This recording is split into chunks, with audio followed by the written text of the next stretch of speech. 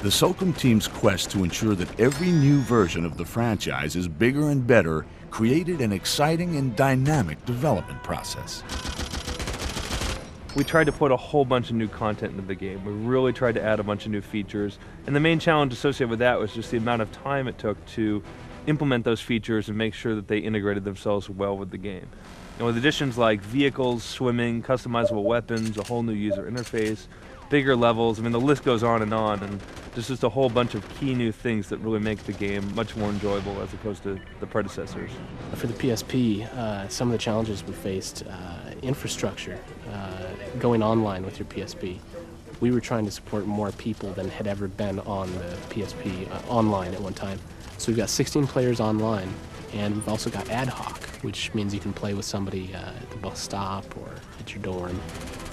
In the beginning, we kind of built areas of the world that were in one central kind of island location. We've got the technology now in SOCOM 3 to span multiple islands, and that's a streaming technology that Zipper had come up with that kind of allowed us to create totally different looks within the same mission. So you could go from places like a complete desert environment to coming into a village and then going back into the desert and then back into something like a Moroccan market, all in the same mission. So that's kind of a new challenge for us to do.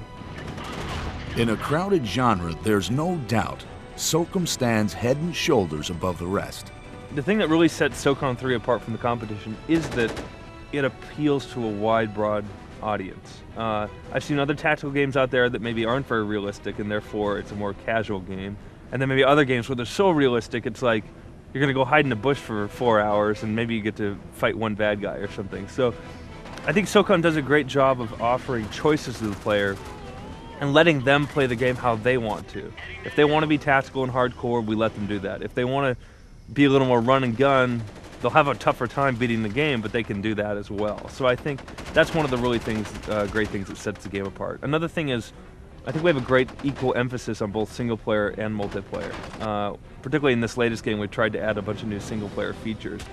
So I think it's almost like you're getting two complete games. I know I've played in other games out there where the game really shines in one area or the other, and I think SOCOM 3, we really tried to bring the single player up to the multiplayer level of gameplay.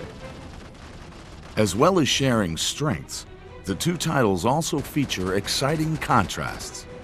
There are some big differences, and one of the things that's actually a major change is how the camera is with the character. Traditionally, SOCOM games on the PS2 have had the camera right over the character. And what we decided to do was, because the PSP has this very wide, luscious cinematic screen, is that we would put the camera over the shoulder of the character and have the character off to the side. And that allowed us to bring the camera into the character and actually see him a little bit more on screen, while also allowing a clear field of view. Really, the large-scale systems that are different is, one of them is the target lock. And that affects the game across the board.